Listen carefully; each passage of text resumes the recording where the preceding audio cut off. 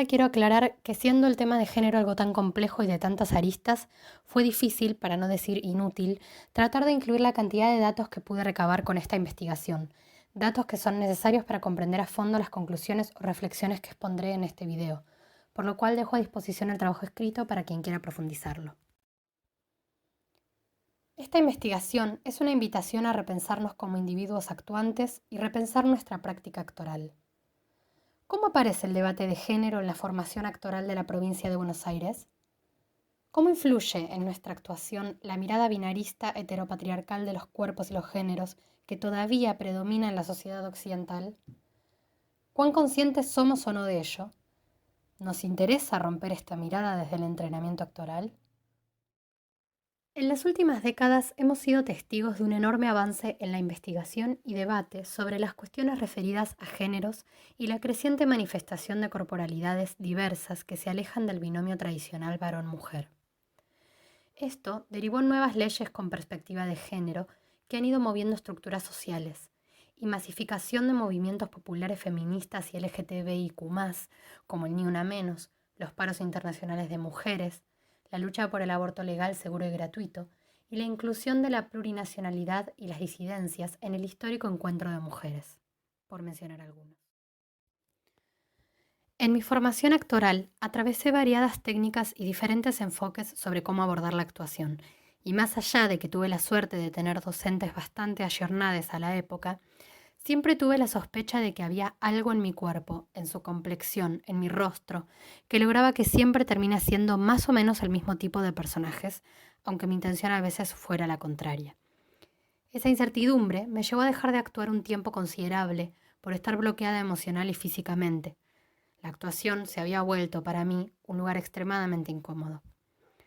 Paralelamente comencé a leer textos feministas y de géneros que abonaron mucho a mi visión del mundo, en especial la teoría de la performance de género que desarrolla Butler, pilar fundamental de mi investigación, la cual plantea el género como un estilo corporal que performamos en sociedad y que reúne ciertas características aceptadas socialmente según la cultura y el momento histórico en donde esa sociedad se posicione.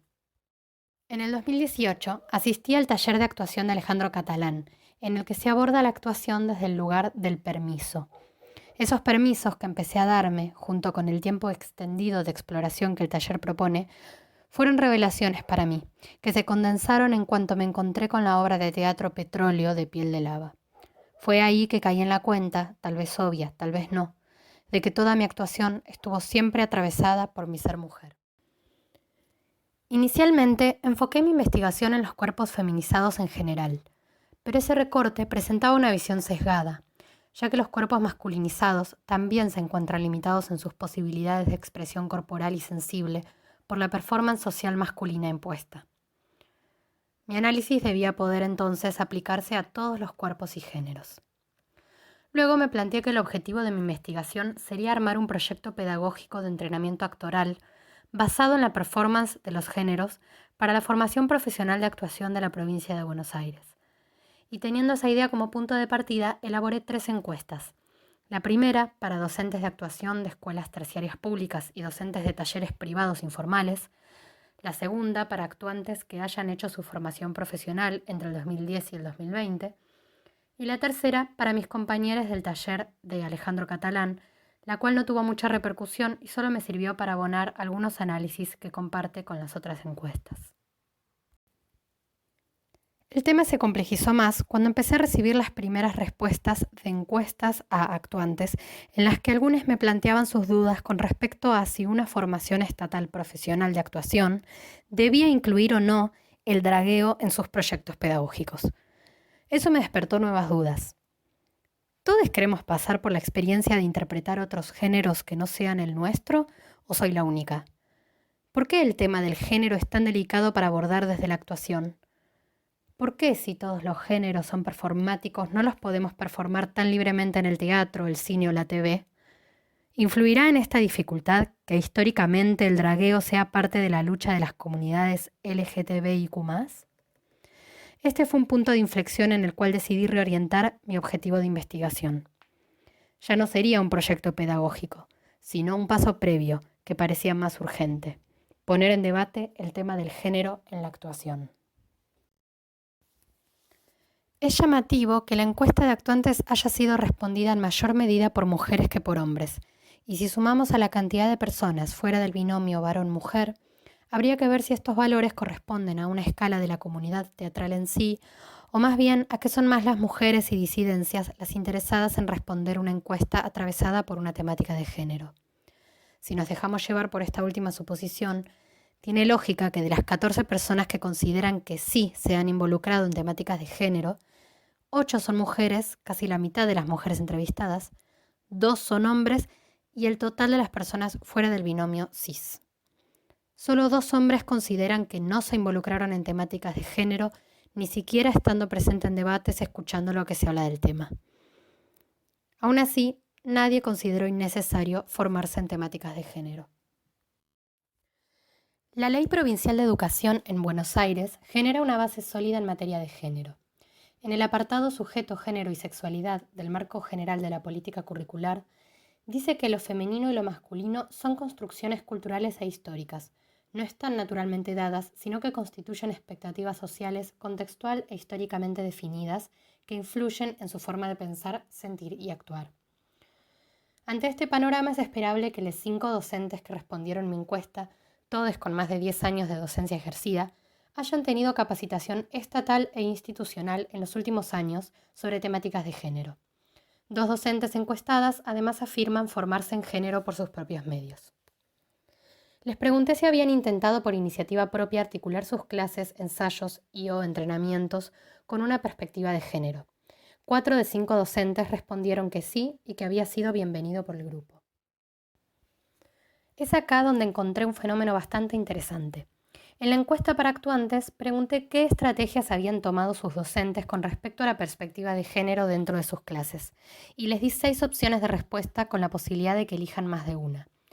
Es llamativo que de 30 actuantes, ninguno eligió como respuesta la opción número 6, cuando la mayoría de los alumnos entrevistados cursaron con la mayoría de estos docentes, quienes afirman haber adecuado sus clases con escucha e intercambio permanente con la realidad grupal. Aunque según la mayoría de los actuantes depende del docente, la estrategia o metodología concreta que es más reconocida es la de la utilización del lenguaje inclusivo o no binario. Esto tiene algo de lógica, ya que una modificación en el lenguaje es una medida que puede reconocerse fácilmente. ¿Qué falló en este intercambio docente-alumne? ¿Será que los docentes no terminan de lograr el objetivo de sus propuestas y que pasen desapercibidas? ¿Será que deban redoblar apuestas o es que como alumnos les criticamos demasiado duramente? Hice un sondeo a través de las encuestas sobre las vivencias personales de los actuantes con respecto a sus cuerpos y a sus géneros, a la percepción subjetiva que tienen de los mismos y la mirada u opinión que perciben de los otros en relación con la actuación. Según los datos recabados, hay una tendencia pronunciada de las mujeres y personas fuera del binomio cis a sentirse condicionadas por su cuerpo a la hora de actuar. En la pregunta sobre si su género autopercibido les había condicionado la actuación, más del 50% de mujeres y hombres entrevistados consideran que les condicionó poco y nada. Esto no es llamativo, ya que si hablamos de jerarquías sociales de géneros, el binomio cis-varón-mujer es el que menos sale perdiendo, con el varón a la cabeza. Varios encuestados hombres reflexionaron sobre estas preguntas, considerando que el cuerpo y el género les condiciona y que eso les parece bien. Pero, ¿qué pasa con las que queremos actuar saliéndonos de eso que somos y nuestra naturaleza y la mirada social se ponen en el camino? ¿Por qué no cuestionar eso que somos? ¿Qué pasa con los actuantes que quieren romper esa mirada social sobre su cuerpo y su género y su entorno artístico no se lo permite o lo desalienta a hacerlo? Además de las preguntas personales, busqué esbozar, si es que lo hay, un imaginario colectivo sobre las ideas que tenemos de los cuerpos masculinizados y feminizados. Los resultados de las características corporales y emocionales que di para valorizar evidencian que el imaginario de los cuerpos corresponde en su mayoría a los estereotipos sociales de los mismos. Esto refuerza la teoría de Butler de que los cuerpos son una materialización de posibilidades condicionadas y circunscritas por la convención histórica. Entonces, si los varones por mandato cultural hacen deportes de fuerza y resistencia y las mujeres actividades estilizadas y de elongación, depende del género que se te haya asignado culturalmente que estás destinado a tener mayor o menor flexibilidad o fluidez, mayor o menor fuerza, etc. Centrarnos en datos biologicistas minimiza la realidad de que si un humano no ejercita una posibilidad corporal, ésta no se desarrolla, sea del género que sea. Lo más interesante de esta parte de la investigación fueron las 9 personas que se negaron a calificar los cuerpos como masculinizados y feminizados. Por sus respuestas identifiqué 2 tendencias. La primera es quienes sintieron que lo que les estaba pidiendo iba en contra de su forma de pensar, porque deciden no hablar en esos parámetros ya que fomentan estereotipos. Mi intención no fue poner a prueba la moral ni la ética de nadie. Sin embargo, es evidente que el tema de género se ha vuelto un tópico muy delicado de tocar. Parece meterse en 2 cuestiones sensibles. Primero, una militancia política feminista con intención de transformar un pasado y presente binario y desigual en pos de un futuro sin jerarquía de géneros, que a veces no permite poner el ojo en realidades que todavía existen y son mucho más grandes y comunes de lo que nos gustaría, en las cuales se sigue pensando en binario. Y por otro lado, además, una cuestión de identidad o de construcción personal que tiñe el análisis en algo subjetivo y sensible, como en el caso de 3 de las 4 personas fuera del binomio cis. Además, aparece lo políticamente correcto, lo que está bien decir y lo que no. No binario está bien, binario está mal. Se puede hablar en estos parámetros o no se puede, cuando son 2 realidades que están presentes y a la vez conviven. La segunda tendencia es de quienes pensaron que les estaba pidiendo valorizar los cuerpos en la actuación. Y acá aparece algo muy interesante que es un ala defensora de la actuación a capa y espada, que no permite crítica alguna, como si la actuación fuera un ente separado de nosotros. Si hablamos de actuación, coincido con que cualquier actuante puede lograr un cuerpo pesado o liviano, calmo o exacerbado, sensible o desabrido, y que todo depende del personaje independientemente del género que sea. En teoría, podemos coincidir todos con esas afirmaciones, pero en la práctica habría que ver si todos los actuantes cuando van a encarar un personaje masculino o femenino evitan hacerlo desde una concepción social binaria de los cuerpos. Habría que ver si a todos se les ofrecen por igual las posibilidades de experimentación actoral como para superar la binariedad genérica, o si en todos hay una reflexión crítica sobre esto al actuar. Que la binariedad no exista es una falacia. Que hay que deconstruirla porque nos limita en lo personal y en la actuación es un hecho. Entonces, ¿podemos afirmar que los cuerpos pueden todo? ¿O sería más correcto decir que los cuerpos deberían poder todo? En los relatos que hicieron los actuantes sobre sus experiencias performando otros géneros, aparecen 2 tendencias marcadas. La primera es la que tiene que ver con la construcción y el afianzamiento de la propia identidad del actuante. Cuando entrenamos actuación solemos dar rienda suelta a rasgos nuestros que en la vida cotidiana reprimimos o minimizamos, y el descubrimiento o liberación de estos rasgos en ciertas personas puede implicar cambios profundos en la percepción que tienen de sí mismas y para el afuera. En algunos casos la performance de género identitaria se vuelve bandera política, como por ejemplo una piba trans que afirma que intenta siempre que su identidad trans aparezca aunque sea en la metateatralidad de su actuación. Esta decisión está íntimamente relacionada con las realidades que deben vivir hoy en día todavía el colectivo trans y LGBTIQ+, y cómo la actuación se vuelve una forma de visibilización de esas luchas. La segunda tendencia hace hincapié en lo lúdico de la performance de género y todo lo positivo y rico de esa experiencia para con sus actuaciones. 70% de los actuantes consideraron a la performance de género una experiencia positiva para su actuación, frente a un 25% que piensan que solo les sirve a la hora de interpretar otro género. Los procedimientos actorales que aparecen en la composición de otro género son los mismos que utilizamos en todo proceso de construcción. Sin embargo, resulta llamativo que, siendo evidentes los descubrimientos en materia compositiva que puede proveer la performance de género a los actuantes, esta no sea considerada como un entrenamiento posible, o muchas veces sea evitada por los actuantes o directores, o sea abordado solo si el actuante así lo desea.